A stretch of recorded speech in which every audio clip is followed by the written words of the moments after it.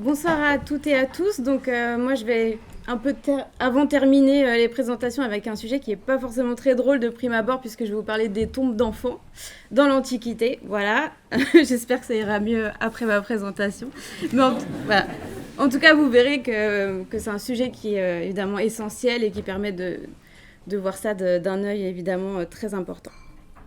Alors, dans les sociétés anciennes, la mort frappait très souvent aux portes des maisons. En effet, dans les sociétés dites prégénériennes, donc c'est-à-dire avant la mise en place de la vaccination à la fin du XVIIIe siècle, les démographes estiment que 3 à 5 enfants sur 10 mouraient avant d'avoir atteint leur première année. Dans les années 1960, les premiers constructeurs de l'histoire de l'enfance, notamment avec Philippe Ariès en tête de proue, se sont appuyés sur ces chiffres pour construire leur argumentation qui était la suivante. Il n'existait pas, chez les anciens, de sentiment de l'enfance. C'est-à-dire, globalement, que la mort d'un enfant se vivait dans une certaine indifférence et que leur mort donnait lieu à quelque chose d'assez sommaire, voire inexistant, et qu'il existait encore moins de deuil, de chagrin, etc., etc.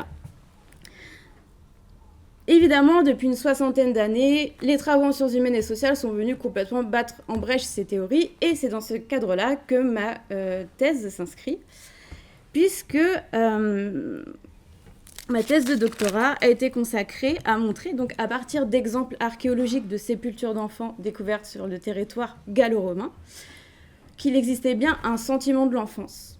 Alors, je vous invite à être prudent, puisqu'ici, il ne s'agit pas de montrer qu'il existait de l'amour, de l'affection, encore du deuil ou du chagrin visible à travers les tombes, car on s'éloignerait un peu de la démarche scientifique.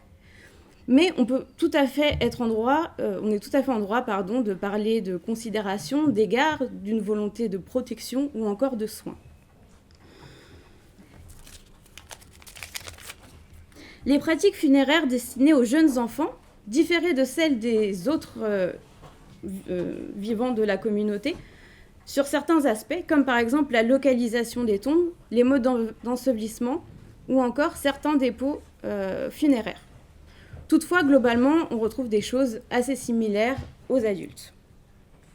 Pour terminer, je dirais qu'un mort-né, un nouveau-né ayant vécu quelques jours ou un nourrisson ayant vécu quelques mois faisait l'objet d'une gestion, d'un traitement funéraire, ce que la chercheuse Véronique Dassen propose d'appeler des stratégies de deuil, qui pouvaient être à la fois individuelles, c'est-à-dire vraiment à l'échelle de la maisonnée, ou bien collectives, à l'échelle d'une communauté, de la Gaule romaine, voire de tout l'Empire romain.